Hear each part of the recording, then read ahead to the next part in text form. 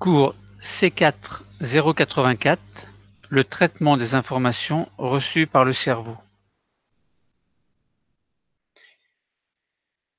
On se propose de résoudre le problème suivant. Comment le cerveau traite-t-il les informations qu'il reçoit dans le cas de la vision? Nous allons d'abord essayer d'étudier les documents pour ensuite proposer une question très simple. Voici les consignes que l'on peut vous proposer. À l'aide du document numéro 1, vous allez présenter l'anomalie de la vision du patient A. Pour ensuite, à l'aide du doc 2, présenter l'anomalie de la vision du patient B. Ensuite, à l'aide des documents 3 et 4, vous allez essayer de montrer que plusieurs zones cérébrales sont impliquées dans la vision et préciser le rôle des deux de deux d'entre elles. Enfin, dans le document numéro 5, vous allez justifier la phrase suivante. La vision correspond à l'intégration de multiples informations par différentes zones cérébrales. Donc vous allez essayer, concernant les compétences, de communiquer sur vos démarches, les résultats, les choix en argumentant. Donc essayons d'abord de comprendre les documents. Puis ensuite, nous allons proposer une correction écrite très simple. Donc je répète le problème, le cerveau traite des informations. Mais comment est-ce qu'il les traite? Et nous allons prendre le cas de la vision. Nous allons procéder en deux étapes. D'abord établir l'existence de plusieurs zones cérébrales impliquées dans la vision, avant de mettre en évidence un traitement simultané de multiples informations visuelles. Le document numéro 1 nous propose différentes formes. Alors avant de lire la légende, on observe et on voit dans une première image, on voit une banane, puis une pomme et enfin des feuilles. Une tige avec des feuilles vertes. La pomme est rouge avec une feuille verte sur son pédoncule et la banane est jaune avec un peu de noir. Bon, et on voit en dessous des dessins correspondant à ces schémas, enfin des schémas, des dessins correspondant à ces images en fait. Donc le dessin d'une banane où on voit du jaune, du noir comme dans la banane. Dans la pomme, on voit que la pomme donc est dessinée mais sans représentation du vert de la feuille et sans représentation du rouge de la pomme, parce que la pomme est toute rouge en fait. Alors, on peut se dire, alors je parle des feuilles, d'abord la tige avec les feuilles, donc ils sont dessinés, mais le vert n'est pas représenté. Alors, avant de lire la légende, on peut se dire, bon, il y a 3 fruits avec des formes précises et des couleurs précises. La banane, elle est colorée en jaune, donc la personne a coloré la banane en jaune. Donc on peut se dire, s'il voit une pomme rouge, enfin s'il voit du rouge dans la pomme, il devrait colorier la pomme en rouge. Ce qui n'est pas le cas. Il voit du vert également, puisqu'une des feuilles de la pomme est verte. Eh bien, le vert n'est pas représenté. Et pareil pour la tige où il y a des feuilles vertes, le vert n'est pas représenté, mais simplement les formes sont représentées. Alors, si on lit la légende, on dit que ce sont des dessins réalisés par un patient A qui présente une lésion cérébrale. Alors, pour l'instant, on ne sait pas laquelle. Et on a demandé à ce patient de dessiner en couleur des objets qui lui étaient proposés, c'est-à-dire une banane, une pomme et les feuilles que l'on a vues. Bon, donc on a vu le résultat, c'est que apparemment les formes sont bien représentées, mais les couleurs rouge et verte ne sont pas représentées.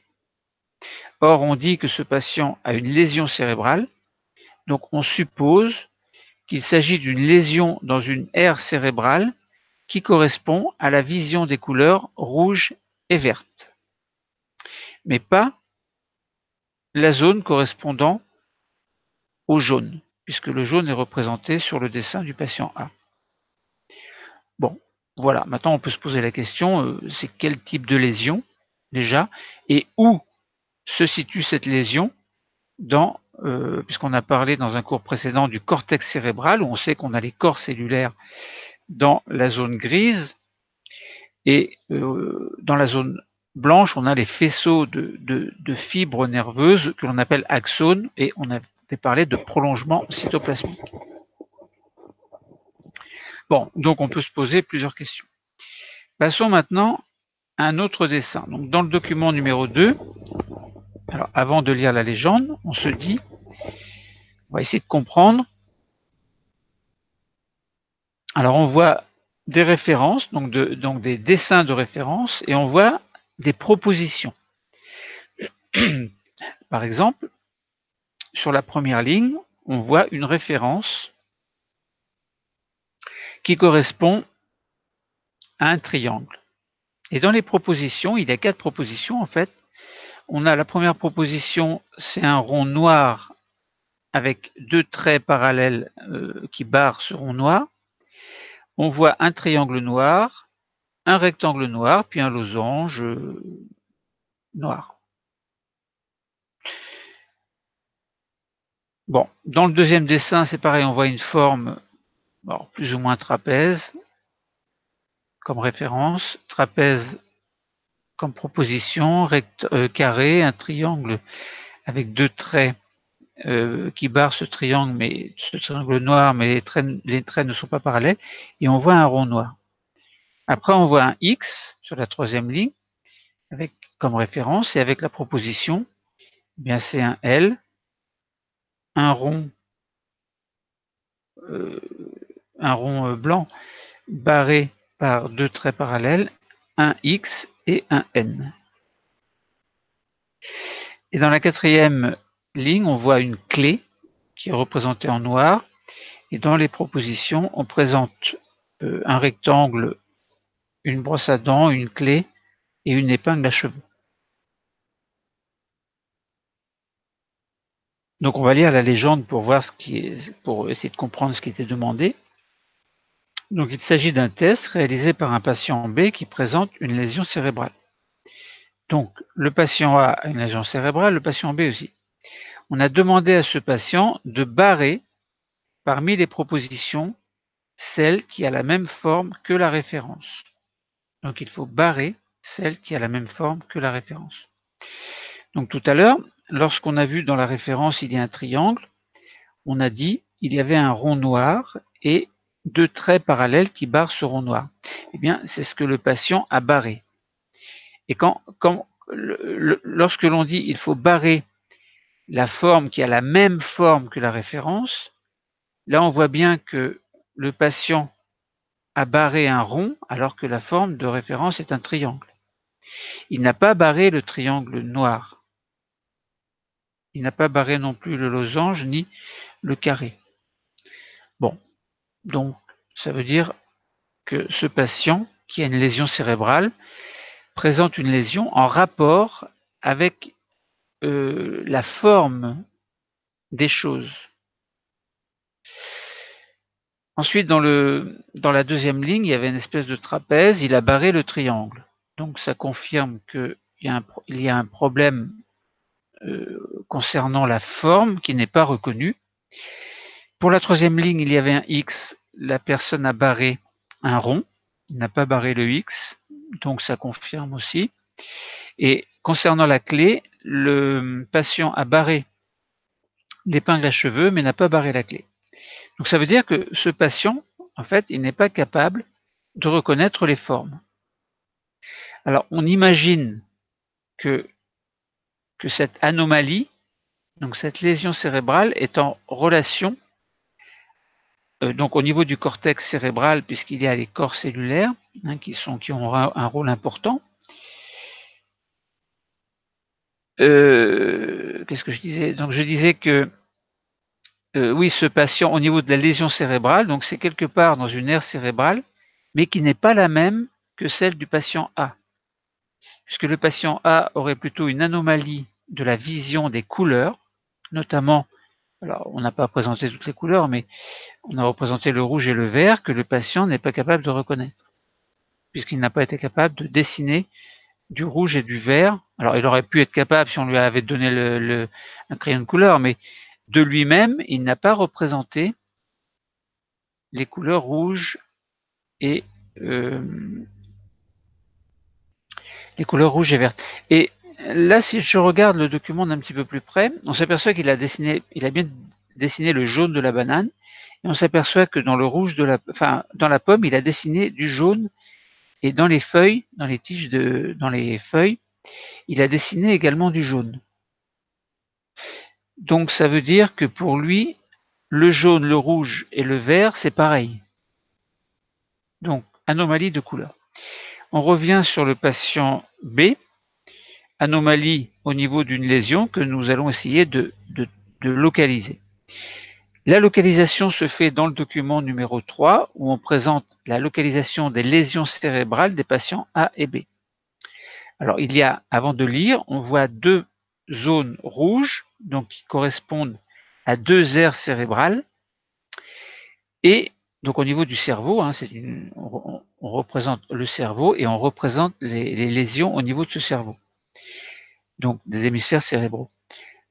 On a la localisation de la lésion du patient A et la localisation de la lésion du patient B à l'arrière du cerveau et dans deux endroits différents. Alors bon, on ne peut pas inventer les choses, là on ne nous donne pas d'autres informations, mais tout ce que l'on voit, c'est qu'il y a deux zones abîmées et on suppose que le patient B voit les couleurs correctement puisqu'il n'a pas de lésion au même endroit que la lésion du patient A. Et on suppose que, j'ai mélangé là, donc le patient A voit les formes correctement, on l'imagine, et le patient B voit les couleurs correctement, puisque les lésions ne sont situées qu'à un seul endroit pour chacun des deux. Donc voilà, essayons de mettre en évidence maintenant le traitement simultané de multiples informations en prenant toujours l'exemple du cerveau. Dans le document numéro 4, donc on nous présente un cerveau, et puis avant de lire, on s'intéresse aux couleurs. Il y a du rouge, du bleu, du jaune, alors, une couleur orangée également et un vert clair. Et on a des lettres avec un numéro, par exemple on a V1, alors V1, V2, V3, V4 et V5. La couleur jaune correspond à V1. Alors on suppose que V1 correspond à une aire cérébrale, que V2 qui englobe entièrement V1, mais les deux couleurs ne se mélangent pas, les couleurs sont séparées. Donc on suppose qu'il y a une zone V2 et une zone V3 qui englobe les zones V2 et V1, mais qui sont, enfin la couleur de la zone V3 est séparée des deux autres couleurs. On a deux autres petites zones V5 représentées en rouge, qui est une petite zone un petit peu à part, plutôt au niveau temporal, mais à l'arrière aussi. À l'arrière, c'est occipital. Bon. Devant, c'est frontal. Sur les côtés, c'est pariétal.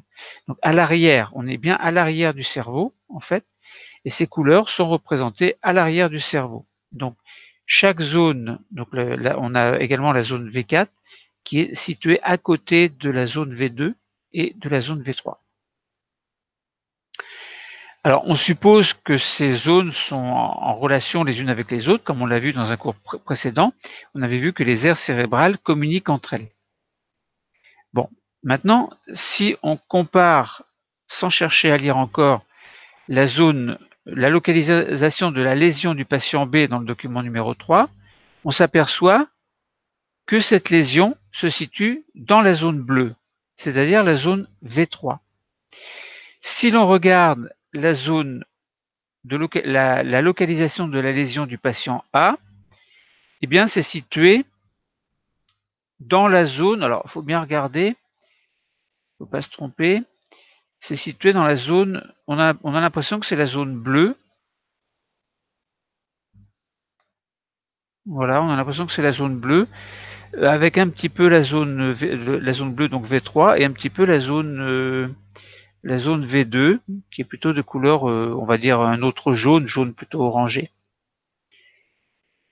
Donc voilà, maintenant si on lit la légende, on nous dit que ce sont des zones cérébrales impliquées dans la vision. Donc la vision possède donc les zones V1 à V5. Il est aujourd'hui admis que plusieurs aires cérébrales, notées V1 à V5, situées au niveau du cortex cérébral, participent à la vision. Bon, donc là, c'est une affirmation dans le document numéro 4. Maintenant, qu'est-ce qu'on peut dire par rapport... Alors, on a parlé de la localisation des zones. Alors, on a dit, on va passer à un autre niveau d'explication. On a dit que la personne A avait un problème au niveau de la vision des couleurs. Donc, ça veut dire que comme on a localisé le problème, donc la lésion en fait au niveau de la zone bleue et un petit peu la zone orangée, donc zone V2 et V3, on suppose que les zones V2 et V3 participent à la vision des couleurs. Et comme la localisation de la zone abîmée correspondant au patient B correspond bien en haut de la zone V3, mais la zone V3 participe aussi à la forme des objets. Bon, donc voilà. Maintenant, on nous dit qu'il y a une participation de la vision. Enfin, toutes ces zones V1 à V5 participent à la vision des couleurs. Donc il va y avoir, en fait, lorsqu'on regarde quelque chose, il va y avoir ce que l'on appelle une intégration des informations. Intégration des informations, ça veut dire que le cerveau reçoit, notamment dans la zone occipitale, donc à l'arrière du cerveau, le cerveau reçoit des informations sensitives, en fait, grâce à l'œil, en fait, qui va capter des couleurs et qui va capter, enfin, il ne capte pas les couleurs, mais enfin, indirectement oui, mais bon, c'est un autre cours, il faudrait parler des cellules sensorielles, les cônes, les bâtonnets, ce qui n'est pas l'objet du cours aujourd'hui. Mais le cerveau, enfin l'œil va amener indirectement grâce au nerf optique, en fait, il va amener ce qu'il voit vers l'arrière du cerveau. Et s'il voit du vert, du rouge, du violet, du jaune, tout ça en même temps, le cerveau doit traiter ces choses-là.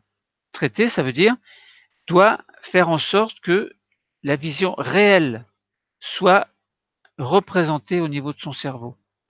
Donc c'est pour ça que ces messages sensitifs, en fait, sont transformés au niveau du cerveau. On dit qu'ils sont intégrés. Indirectement, ça veut dire qu'ils sont compris. J'ai compris que je vois les couleurs vertes, jaunes, rouges, etc. Mais en parallèle à cette vision des couleurs, vision globale des couleurs et de toutes ces couleurs, il y a les formes aussi. Donc ça veut dire que le cerveau, il intègre les informations relatives aux formes, donc relatives non seulement aux formes, mais aux couleurs et de tout ce qu'il y a autour de nous. Donc on imagine les mouvements également, une statue qui ne bouge pas, qui est immobile, un bras qui va bouger, une main qui va bouger, la foule, etc. Eh bien le cerveau doit traiter toutes ces informations. On parle d'intégration de l'information.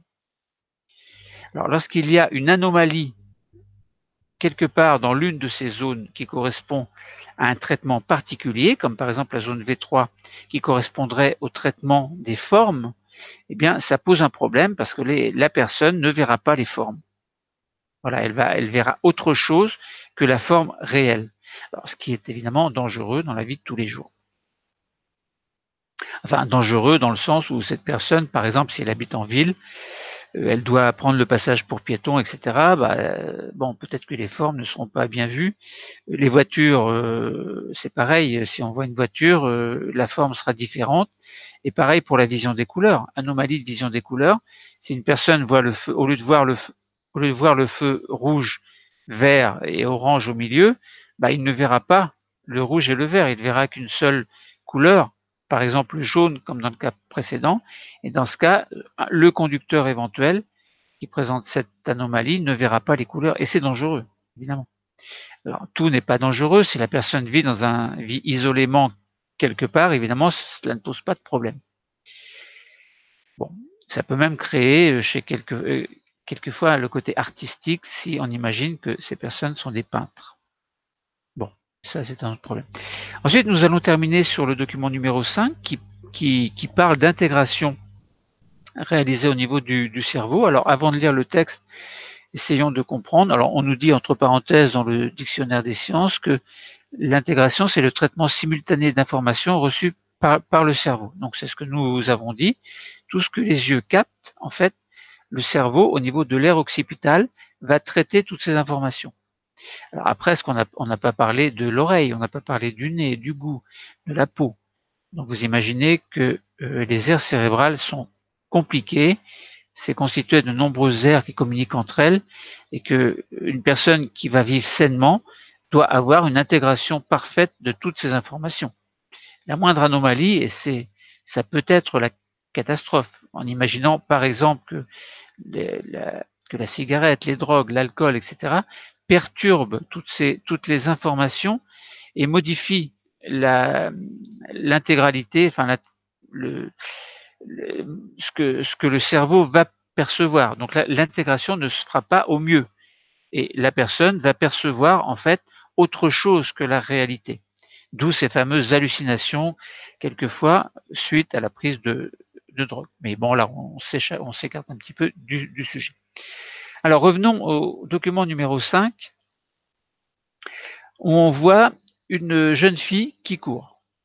Alors, donc on voit les couleurs, donc des chaussures rougeâtres, alors violet, rougeâtre, un pantalon noir, les jambes, les cheveux noirs, un t-shirt ou l'équivalent du t-shirt, donc qui est rouge orangé, etc.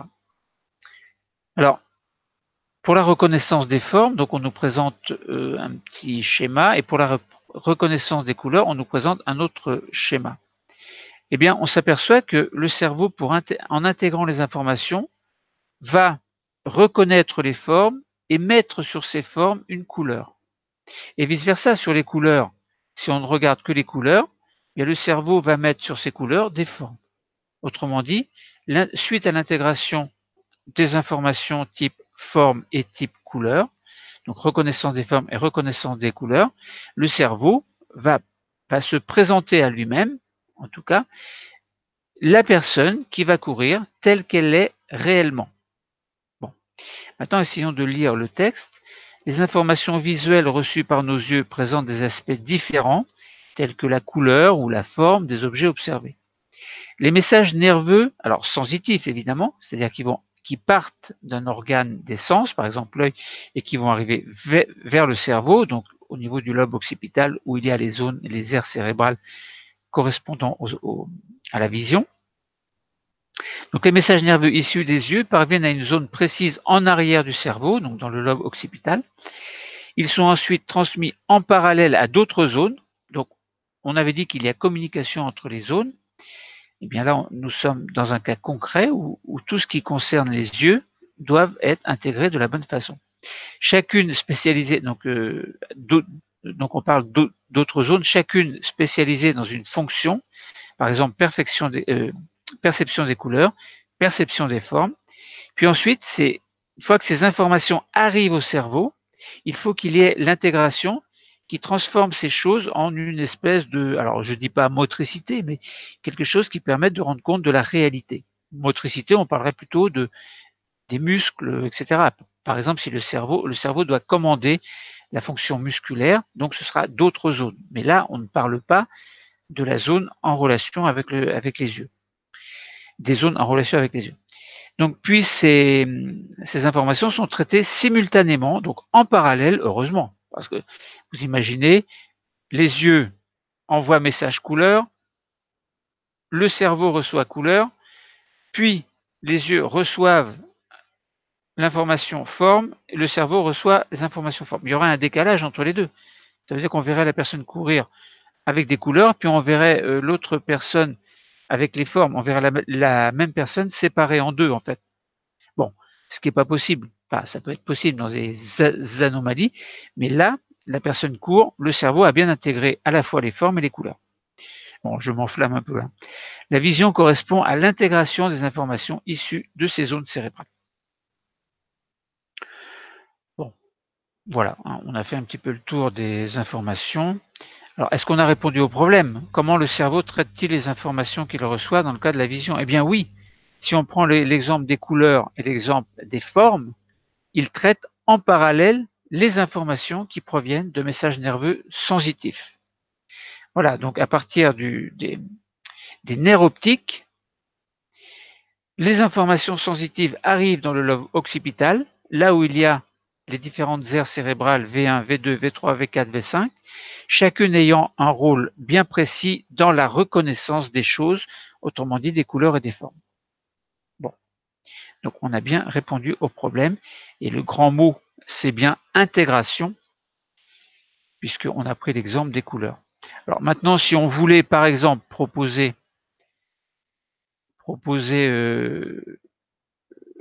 une correction écrite, on pourrait dire que, parce qu'on avait dit, bon, il fallait dans le document 1 présenter l'anomalie de la vision du patient A. Ce que vous auriez pu écrire, c'est le patient A présente une anomalie de la vision des couleurs, car le dessin de pomme n'est pas rouge et celui des feuilles n'est pas vert. Ensuite, il fallait présenter l'anomalie de la vision du patient B. Le patient B présente une anomalie dans la vision des formes, mais à aucun moment il n'a barré la proposition qui avait la même forme que la forme de référence.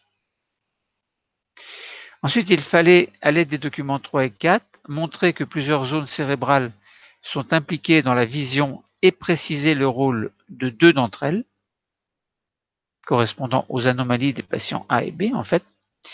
Eh bien, le patient A qui ne voit pas correctement les couleurs présente une lésion cérébrale qui n'est pas localisée au même niveau que celle du patient B qui ne voit pas les formes. On en déduit qu'il existe des zones cérébrales précises qui permettent la vision des couleurs ou des formes. Ensuite, dans le document numéro 5, il fallait justifier la phrase suivante. La vision correspond à l'intégration de multiples informations par différentes zones cérébrales. Eh bien, les informations arrivées en arrière du cortex cérébral sont ensuite réparties dans différentes zones qui vont les traiter en simultané et permettre la vision. Cela montre que le cerveau réalise ce que l'on appelle une intégration.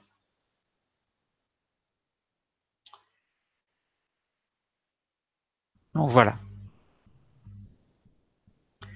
Donc l'activité cérébrale avec la notion d'intégration peut être traitée de différentes façons en fait à l'échelle cellulaire, et on peut imaginer que l'hygiène de vie est importante pour que l'intégrité du système nerveux soit réalisée et soit efficace et en relation avec la vie, avec la nature, avec la réalité.